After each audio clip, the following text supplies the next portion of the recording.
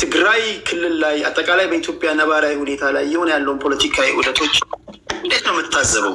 አጠቃላይ የሀገራችን ነባራዊ ሁኔታ በአንተ ትንታኔ በአንተ እይታ እንዴት ይገለጻል? እስኪ ዘጠኝ ደቂቃ ነው። ዘጠኝ ደቂቃው እንዴት ነው? ያንሳል? ይበዛል? መጀመሪያ እሱን ልስማ ከእናንተ። 9 ደቂቃ 5 ጠንና እኛም ራሱ ያው ለጠጥ አድርገን ነው ወደ 9 እንደርስልሃለን። እሺ አይ ቲንክ እንደተለመደው 9 ይሁንና አስቁመን 9 ላይ ምናልባት ፓናሊስቶቹ ላይ አስተያየት የሚሰጥ ከሆነ ወንድማችን ጀዋር የተወሰነ ለጠጥ ልታደርግለት ትችላለህ። እኛ ግን በዛች ታይም ሊሚት ውስጥ ቱ ዘ ቶፒክ ብናወራ ጥሩ ይሆናል ብዬ አስባለሁ። በጣም ጥሩ። 9 ደቂቃ ነው እንደተለመደው ቲክቶክ ላይ ስንዋይ እንደማደርገው ለሁላችሁ የምሰጣችሁ። ልክ 1 ደቂቃ ሲቀር በምልክት እንዲያሳያችኋለሁ። ይሄ ማስጠንቀቂያ አይደለም። 1 ደቂቃ ቀርተዋል ማለት ነው። ይሄኛው አቁሙ ነው። ደቂቃችሁ ሞልቷል ማለት ነው። 1 ደቂቃ ሲቀር እንዲላለው ለማቆም ስትፈልጉ ደግሞ ጨርሱ ትላለሁ። እንደዛ ነው የማደርገው። እሺ ሰዓት እዚህ ጋር ይዣለሁ። ሌሎቻችሁ ቲክቶክ ላይ ያላችሁ ታፕ አድርጉ፣ ኮፒ ሊንክ ሼር አድርጉ። እሱ በጣም ጠቃሚ ነው፣ እንዳይቆራረጥ ይረዳናል። ጽድት ያለ ውይይት ነው የምናደርገው። እንደዚሁ እንዳማረብን ጀምረን እንዳማረብን እንደምንጨርስ እርግጠኛ ነኝ። አሉላ 9 ደቂቃ አለ። እስኪ ወደ አንተ ልምጣ። መልካም አመሰግናለሁ ቴዲ። ይሰማል? ሁላችሁም ይሰማል? ልቀጥል። ያው በስልኬን የገባሁትና ምናልባት የካሜራ ጥራት ምናምን ካለ ይቅርታል፣ ወደፊቱ አስተካክዬ እመጣለሁ። አሁን ሀገሪቱ ያለችበት ሁኔታ እጅግ ከባድ እና ምናልባትም ወደ መበታተን ሊያመራ የሚችል ከባድ ሁኔታ ነው ያለችው። ይህ የምልበት ኦፍኮርስ ውስብስብ የሆኑ የቆዩ ችግሮች እንደተጠበቁ ሆነው ግን ባለፉት 8 ዓመታት ብልጽግና ያው ኢህአዴግ የነበረው በሂደት ራሱን ብልጽግና ብሎ በመዋሃድ አመራርነቱን ይዞ የቀጠለው ኃይል ሁሉንም ችግሮች በመሳሪያ በጦርነት የመፍታት አባዜ ነው አንዱ ትልቁ ችግር። ከዛ ግን የ8 ዓመቱ የመንግስትነት ጉዞም በዲፕሎማሲ፣ በኢኮኖሚ፣ በፖለቲካ፣ በማህበራዊ በሁሉም ረገድ ሀገሪቱ እጅግ ከፍተኛ የሆነ ምስቅልቅል ውስጥ የገባችበት በግልጽ ወደዚህ አቅጣጫ ነው ይሄን ያለ ነው ብሎ በትክክል ሊያስረዳ የሚችል መንግስታዊ አመራር እጦትም ለምሳሌ በኢህአዴግ ጊዜ በግልጽ የነበሩት ጉድለቶችም ይታወቃሉ። ወዴት መሄድ እንደሚፈልግም ስርዓቱ በግልጽ የሚያስቀምጣቸው ነገሮች አሉ። መካከለኛ በኢኮኖሚ ረገድ ወደ መካከለኛ ገቢ ያላቸው ሀገራት፣ በዲፕሎማሲው ረገድ በቀጠናችን ያለው ግንኙነት፣ በአፍሪካ ደረጃ አህጉራዊ ያለው አቋም ይታወቃል። ከዓለም አቀፉ ማህበረሰብ ጋር ለምሳሌ ከክላይሜት ቼንጅ ጋር ተያይዞ ለምሳሌ የነበረው ስታንድ ይታወቃል።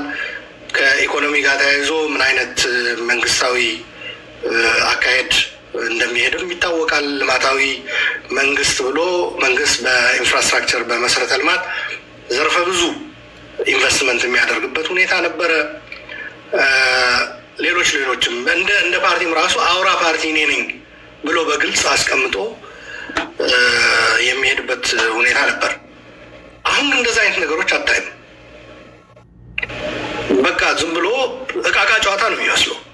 ምን እንደሚደረግ በሀገሪቱ እንደዚህ አይነት መንግስት ነው ያለው እና በዚህ አይነት መልኩ በስነ ሀሳብም በለው የፖለቲካ ፕሮግራምም በለው የኢኮኖሚ ፖሊሲም በለው እታገለዋለሁ ብለህ ለመውሰድ ይከብዳል። አስታውሳለሁ ኢህአዴግን ይታገሉ የነበሩ ሰዎች በግልጽ ሰዎች ራሱ ለመምረጥ አይቸገሩም ነበር። የኢኮኖሚ ፖሊሲውን ይተቹ ነበር። በአፍሪካ በቀጠናው የሚከተለው አካሄድም በአባይ ግድብም ለምሳሌ በግልጽ ይጽፉ ነበር።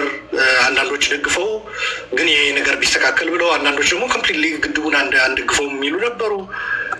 ሌሎች ደግሞ ይሄ ግድብ በጣም ወሳኝ ነው፣ ሀገራዊ ነው፣ ከኢህአዴግ ጋር ሊኖረን ይችላል፣ ግን በሀገራዊ ጉዳይ ተስማምተን ማሄድ አለብን ብለው ግድቡን ይደግፉ ነበር።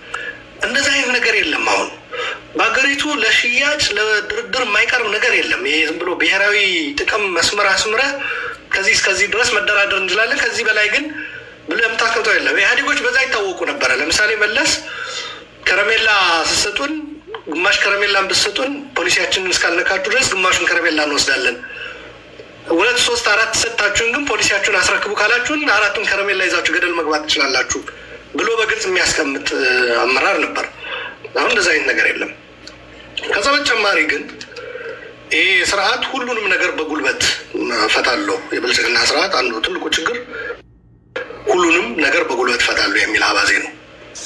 ከኔ ጋር መስራት የሚችሉት ሰሚት ያደረጉ ለእኔ ጉልበት ሰሚት ያደረጉ ናቸው ብሎ ነው የሚያምነው እና ሁሉም ነገር በጉልበት የመፍታት ጦረኛ ፖሊሲ የመከተል የሀገሪቱ መከላከያ እንደሚታወቁት ግፋ ቢል በፊት ዳር ድንበር ይጠብቅ ነበረ፣ ሉዓላዊነትን ያስከብር ነበር፣ በሰላም ማስከበር ይሰማራል። አሁን የሀገሪቱ መከላከያ እኮ በኦሮሚያ በአማራም በተለያዩ አካባቢዎች ሚሊሻ ሊሰራው የሚገባ ፖሊስ ሊሰራው የሚገባ ስራ ተሰማርቶ ራሳቸውን በፓርላማ በወቅቱ የመከላከያ ሚኒስቴር የነበሩት ዶክተር አብርሃም በላይ መከላከያው ሚሊሻና ፖሊስ እየሆነ ነው እና ማረፍ ይፈልጋል። ሌሎችም ጄኔራሎች ይህንን ነገር የደገሙት ይመስለኛል በሆነ ወቅት። መከላከያውም ፋታ በሌለው የሀገር ውስጥ ግጭት ውስጥ የገባበት። ሌላው የኤርትራ መንግስት የጋበዝንበት በዚህ 8 ዓመት እጅግ አውዳሚና በጣም የተሳሳተ የተዛባ ፖሊሲ ነበረ። አቶ ኢሳያስን ወደ አዲስ አበባ የተቀበልንበት ምናልባትም አሁን በቀጣይ መንግስት አሁን ተገልብጦ ያው ከአቶ ኢሳያስ ጋር ስለተጣላ ብልጽግና እየከሰሳቸው ያሉ ተቃዋሚዎች የዛ ዳፋ ነው ብዬ ነው የማምነው። አቶ ኢሳያስ በሩ ተበርግዶ ሲሰጣቸው ያኔ ገቡ። አሁን እንዴት ይውጡ? ከብልጽግና ምዕራባውያን ለያይተው ፕሪቶሪያ ወስደው ከትግራዮች ጋር ሲያስማሟቸው አቶ ኢሳያስ ከሌሎቹ ጋር ወደ መስራት ነው የተሸጋገሩት። ብልጽግናን በጦርነት ወቅት ጠፍንገው ይዘው ሲጠቀሙበት ነበር አቶ ኢሳያስ። ከዛ ብልጽግና ከእጃቸው እንዳፈተለቀ ሲያውቁ ከሌሎች ጋር ወደ መስራት ነው የገቡት። በተለይ ከኤርትራ ጋር የተካሄደው እንትን እኔ ትልቁ የብልጽግና ዘመን የስልጣን ዘመን የ8 ዓመት ትልቁ ስህተት ብዬ የምወስደው ከኤርትራ ጋር የተደረገው ራፕሮችመንት አንድ ግለሰባዊ ነበር፣ ተቋማዊ አልነበረም። ሁለተኛ በመርህ በህግ የታሰረ አልነበረም። ጅዳና አቡዳቢ ሄደው የፈረሙት ስምምነት እንኳን ራሱ እኛ አናውቀውም ምን እንደሆነ። አቶ ገዱ አሁን እዚህ በውጭ ሀገር አሉ፣ የውጭ ጉዳይ ሚኒስቴር ነበሩ በወቅቱ። ከእሳቸው በፊትም ዶክተር ወርቅነህ ገበየሁ ይመስለኛል። እነሱም የሚያውቁት አይመስለኝም። ፓርላማ ላይ ቀርቦም ውይይት አልተደረገበትም እና የዛ አይነት ግንኙነት ወደ ምን በር ከፈተ?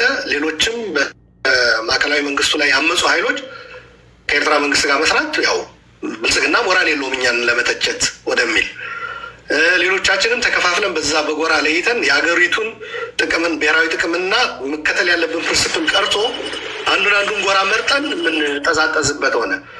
መሆን የነበረበት አይ ብልጽግና የሚሄደው አካሄድ ልክ ነው፣ ልክ አይደለም፣ ስህተት ነው። እንዲሁም እሱን ፈለግ ተከትሎ አሁን አማጽያኖች የሚሄዱበት አካሄድ ልክ አይደለም። በሀገራዊ ጉዳይ የሀገራዊ ጉዳይ ነው። ህወሓትም ያኔ ሀንድል የተደረገበት መንገድ ከአቶ ኢሳያስ ጋር በመስማማት በጣም አደገኛ ነበረ። ህወሓትን ባገለለ መልኩ የትግራይን በሚከብ መልኩ ከዛም አልፎ አቶ ኢሳያስ በኢትዮጵያ ውስጣዊ ጉዳይ በአደባባይ ጌም ኦቨር ወያኔ ብለው እስከ መናገር የደረሱበት ከዛም እዛ ሚሌኒየም አዳራሽ መጥተውም በጋራ ሆነን ጠላቶቻችን እናንበረክካለን ያሉበት ሁኔታ የውጭ ሀገር ፕሬዚዳንት ነው። አስበው እንግዲህ አይ ከዚህ እስከዚህ ያለው በጉርብትና በቀጠናዊ ጉዳዮች መወያየት እንችላለን። በውስጣዊ ግን የኢህአዴግ አባል ድርጅቶች ላይ አንዱን ነጥሎ አስተያየት መስጠት አይቻልም። ይሄ የኢትዮጵያውያን የራሳችን ጉዳይ ነው ተብሎ ማስቆም ሲገባ እነዛ አይነት አስተያየት ይሰጡ የነበር ያው ጀዋር ለዚህ ከርቸሌ ነው የወረዱት፣ ዋጋ ነው የከፈሉት። ተው ትግራይን ማግለል ህወሓትም ቢሆን በቃ በኢትዮጵያ ጉዳይ ባለቤት ነው፣ የጉዳዩ ባለቤት ነው። እንደዛ ነው መታየት ያለበት። ኢሳያስን በማስቀደም ህወሓትን በመግፋት ነው። አይ ቲንክ አቶ ልደቱም በዛ ዋጋ ከፍሏል። በጣም ፌመስ የሆነ ንግግሩ አስታውሳለሁ። ከደብረጽዮን እና ከኢሳያስ ደብረጽዮን ይቀርበኛል፣ ከጃዋር እና ከኢሳያስ ጃዋር ይቀርበኛል ብሎ የተናገረበት።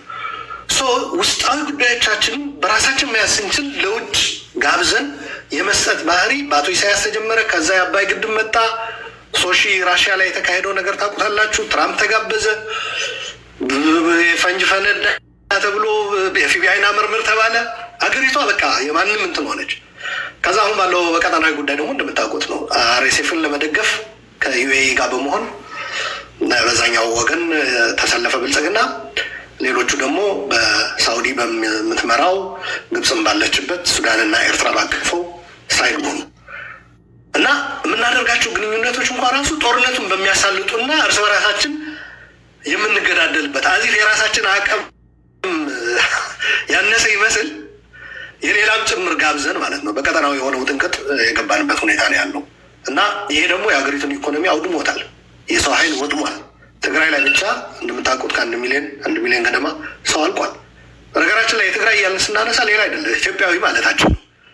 የኢትዮጵያ ሕዝብ በ1 ሚሊዮን ጎደለ ማለት ነው። አሁን ባለን ሌጋል ጂኦግራፊካሊም ሌጋሊም ኮንስቲቱሽናሊም በሚታወቀው ትግራይ የኢትዮጵያ አካል ነው። ስለዚህ በእንደዚህ አይነት ሁኔታ ነው ያለችው ሀገሪቱ። እልቂቱ ቀጥሏል። የጦርነት ኢኮኖሚው ቀጥሏል። ኢኮኖሚው እየደቀቀ ነው በጦርነት። በእንደዚህ አይነት ሁኔታ ነው እጅግ ከባድ ሁኔታ ነው ያለው። ምናልባት መፍትሄው ምንድን ነው የሚለው ወደኋላ እድል ከተሰጠ ይመጣበታሉ። ግን በእንደዚህ አይነት ሁኔታ ነው ያለ ነው ለማለት ፈልጋለሁ። አመሰግናለሁ። ቴንኪው አሉላ፣ ከልብ እናመሰግናለን። አሸናፊ ገብቶ ነበረ። አሸናፊ ገብቶ የነበረው እሱ ነው። አሁንም ሞክር ሞዴሬተሮች አታስወጡት እና አንድ ይቀራል። ምናልባት ጀዋር አሉላ በተናገረው ላይ የምትሄድበት ነገር ካለ ወደ አንተ ልምጣና ከዛ ወደ ፕሮፌሰር ትንግርቱ እመጣለሁ። ጀዋር አይ ቲንክ ባለፉት 8 ዓመታት ይህንበትን ሁኔታ ጥሩ አድርጎ አስቀምጦታል አሉላ። ደጋግሜ እንደምለው በአሁኑ ያለፉት 8 ዓመት ከዛ በፊት የነበሩትን ችግሮች ተደማምረው በአሁኑ ወቅት ሀገራዊ አንገብጋቢ ጉዳዮች በዋናነት 2 ናቸው። ተመጋጋቢና ተደጋጋፊ ችግሮች ናቸው። አንዱ የጦርነት ጉዳይ ነው። በኦሮሚያ ላለፉት 8 ዓመታት ከትግራይ ጀምሮ 6 ዓመታት በአማራ ክልል ደግሞ አሁን 4 ዓመት ሊሆን ነው መሰለኝ። እንግዲህ እነዚህ ክልሎች ሲደማመሩ የሀገሪቷ 2/3 በላይ የሚሆነው አካባቢ በከፍተኛ ጦርነት ውስጥ ነው ያለው።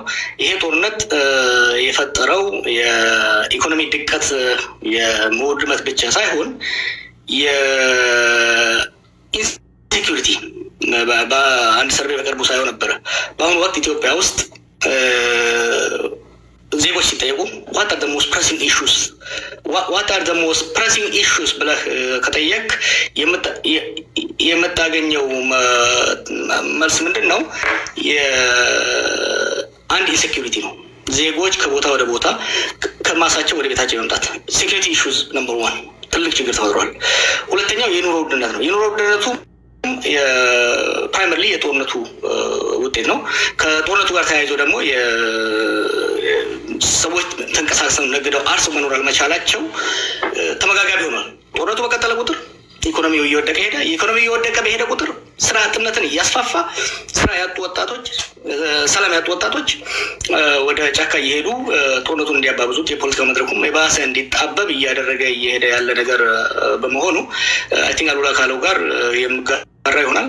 በኋላ ላይ ደግሞ ሰብሰብ አድርጌ ኮሜንት አድርግበታለሁ። ወደሚቀጥለው ተናጋሪ መሄድ ይችላል ቴዲ። ቴንኪው ጀዋርን ከልብ አመሰግናለሁ። አሉላ ቴንኪው። ክብራትና ክብራን እነሱ የሚናገሩትን ሀሳባቸውን በደንብ ስሙ። መጨረሻ ላይ እንደየስብጥራችሁ እየገባችሁ ጥያቄ እንድጠይቁ ለሁላችሁም እድል ሰጣችኋለሁ፣ ትገባላችሁ። እስከዚያው ግን በጥሞና አድምጡ፣ እንዳይቆራረጥ ታፕታፕ አድርጉ፣ ኮፒ ሊንክ ሼር አድርጉ። ቲክቶክ እንደዛ ነው የሚፈልገው፣ ያለማቋረጥ ታፕታፕ እያደረጋችሁ ላላችሁ ቴንኪው። ወደ ፕሮፌሰር ትንግርቱ ልምጣ። እስኪ አማራ ክልል ላይ አክቲቭ የሆኑ ጦርነቶች አሉ። አጠቃላይ እሱን ጨምረህ የኢትዮጵያን እስኪ ነባራዊ ሁኔታ አንተ እንዴት ነው የምትታዘበው? እሱን ንገረን። አሻማ ብያለሁ። እንዴት አላችሁላችሁም? እዚህ ያላችሁ አመሰግናለሁ በጣም ስለጋበዛችሁኝ። ሁላችሁንም ስለተገናኘንም ደስ ብሎኛል። በኢትዮጵያ ጉዳይ ላይ እንድንናገር ሀሳብ እንድንቀያየር እና ህዝቦቻችን ያሉበትንም መከራ እንድናነሳ